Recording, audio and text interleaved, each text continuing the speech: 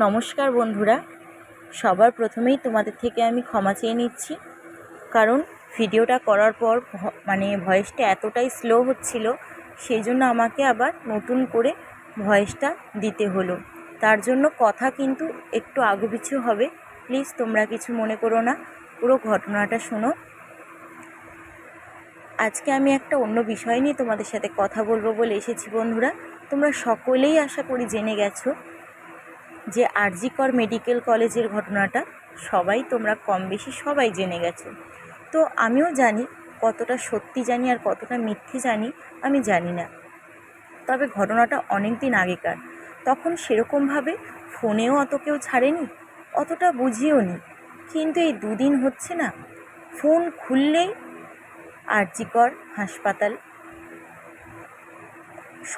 সবার প্রোফাইলে, সবার ফোনে আর অন্য কিছুই না, শুধু ডাক্তার মৌমিতা দেবনাথের ঘটনাটাই শোনাচ্ছে, বলছে নানান রকমের নানান ভিডিও।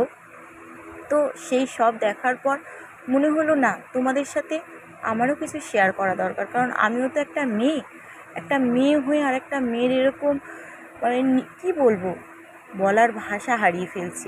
এত নির্মমভাবে কেউ কাউকে মারতে পারে, সত্যি ভাবা যায় না। সত্যি কথা বলতে কি বলো তো বন্ধুরা, সত্যি মেয়েদের স্বাধীনতা কোনো দিন ছিল না, আর ভবিষ্যতে হয়তো কোনো দিন থাকবেও না। সে কবেকার দিন থেকে মেয়েরা সবসময় মাথা নিচু করে এসেছে, যে যা বলেছে মেয়েরা মুখ বুজে সহ্য করে এসেছে। কোনো দিন কেউ কোনো প্রতিবাদ করেনি বলে না আজ এত দূর এসেছে। সত্যি কথা বলতে না, ওই ছবিগুলো, ওই কথাগুলো আর শোনা যাচ্ছে না, চোখে দেখা যাচ্ছে না, গা কাঁটা দিয়ে উঠছে। কালকে রাতে আমি শুয়ে শুধু ওই সব ভিডিও যারা ছেড়েছে সব দেখছি নানান রকমের। সারাটা রাত বন্ধুরা, সত্যি কথা বলছি, ঘুমাতে পারিনি। 3টে, 3:30 পর্যন্ত জেগে আছি। চোখের পাতাটা বন্ধ করলেই না যেন ওই মুখটা ভেসে উঠছে। সে এক অস্বস্তিকর, কেমন হচ্ছে যেন। সত্যি কথা বলতে বন্ধুরা, মানুষ কতটা নিষ্ঠুর হলে এরকম হয়। সবার কাছে সবাই অনেক ধরনের কথা বলছে, কিন্তু আমি আমার মনের মতন করে কিছু তোমাদের সাথে বলতে চাই। মেয়েদেরকে শিক্ষা দেওয়ার আগে ছেলেদেরকে শেখান। আমিও একজন মা, আমিও একটা ছেলে সন্তানের মা। আমি জানি না আমি আমার সন্তানকে কতটা শিক্ষা দিতে পারবো, কতটা কি বলতে পারবো, কিন্তু যতটা পারবো আমি চেষ্টা করব। কিভাবে মেয়েদেরকে সম্মান দিতে হয়, রাস্তাঘাটে কাউকে কেউ যদি অন্য কোনো মেয়েকে এক খারাপ কথা বলে, সেখানে গিয়ে প্রতিবাদ করা, এই সব কিছু। প্রত্যেকটা ছেলের মায়ের কাছে আমার একটাই অনুরোধ। আমি জানি মারা কখনো সন্তানদের খারাপ চায় না, কিন্তু তবুও যারা এসবগুলো করছে তাদের মায়েদেরও কতটা কথা শুনতে হচ্ছে, কতটা খারাপ পরিস্থিতির মুখে পড়তে হচ্ছে। সত্যি কথা বলতে বন্ধুরা, মায়েদের কি কোনো ত্রুটি থাকে? মায়েরা চেষ্টা করে ছেলেকে মানুষের মতো মানুষ করা। জানি না কেউ করে কি না, তবে সন্তানরা বড় হওয়ার পর কেন এরকম হয়ে যায় সত্যি সেটাও জানি না। তবে প্রত্যেকটা ছেলের মায়ের কাছে একটাই অনুরোধ, ছোট থেকে অবশ্যই ছেলেদের শেখাবেন মেয়েদের কী করে সম্মান করতে হয়।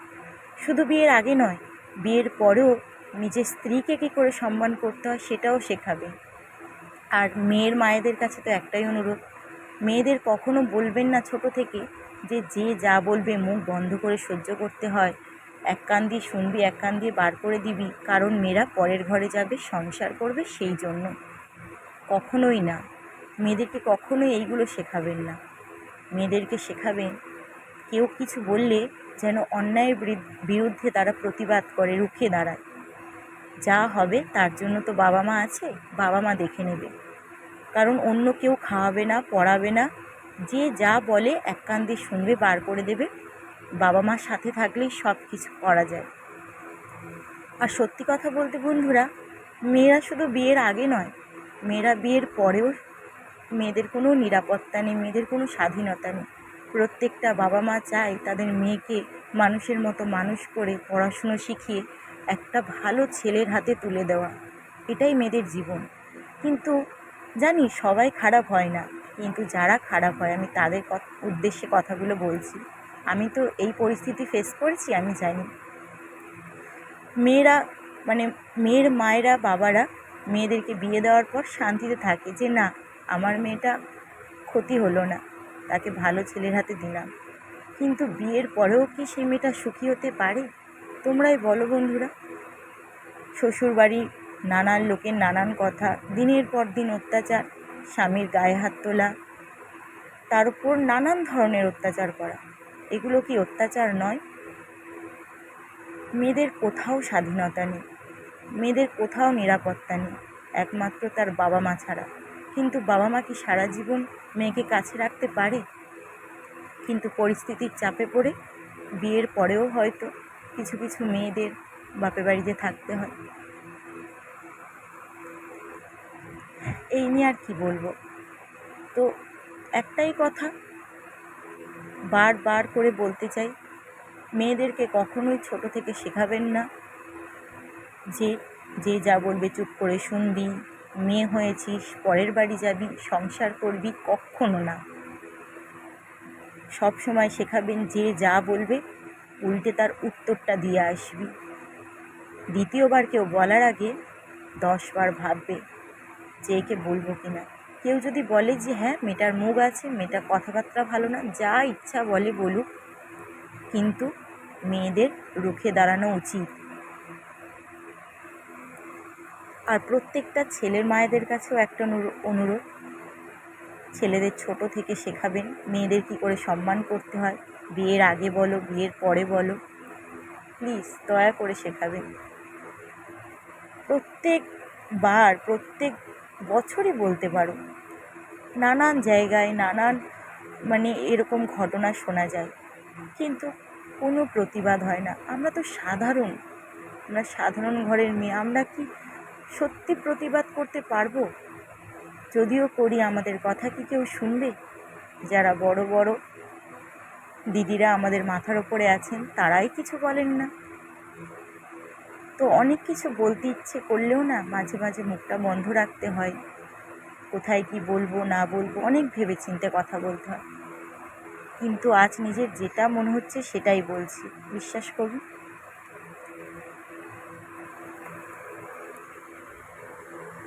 প্রত্যেকটা ভাইফোঁটা উৎসবে, রাখি পূর্ণিমা উৎসবে প্রত্যেকটা বোন তার দাদার হাতে রাখি পরিয়ে দেয়, ভাইয়ের হাতে রাখি পরিয়ে দেয়, কপালে ফোঁটা দেয় ভাইয়ের ভালোর জন্য। কিন্তু আমার কাছে একটাই কথা, যে নিজের বোনের হাতে রাখি পরে, নিজের বোনের হাত থেকে রাখি বেঁধে অন্যের বোনের গায়ে কী করে ওই হাতটা নোংরাভাবে দেয়, এটাই শুধু ভাবি যে কেন করে। এদের কতটা চরম শাস্তি হওয়া দরকার। নিজের মা বোনেদের তো সবাই সম্মান করতে পারে, কিন্তু অন্যের মা বোনেদেরকে সম্মান কজনই বা করে বলো তো? কেউই করে না। হয়তো এমন অনেকেই আছে যারা সত্যি ভালো। আমি সেই সব ছেলেদেরকে, সেই সব দাদা ভাইদেরও কোনো খারাপ কথা বলছি না, কিন্তু যারা সত্যিই খারাপ, যারা সত্যি আজকে মেয়েদেরকে সম্মান করতে পারে না, তাদের কতটা নির্মমভাবে তাদের উপর অত্যাচার করে, তাদেরকে আর কি বলবো। শাস্তি হচ্ছে না তাদের কোনো, আমরা তার শাস্তি চাই, বিচার চাই। একটা মেয়ের প্রতি হওয়া অন্যায়ের বিচার চাই।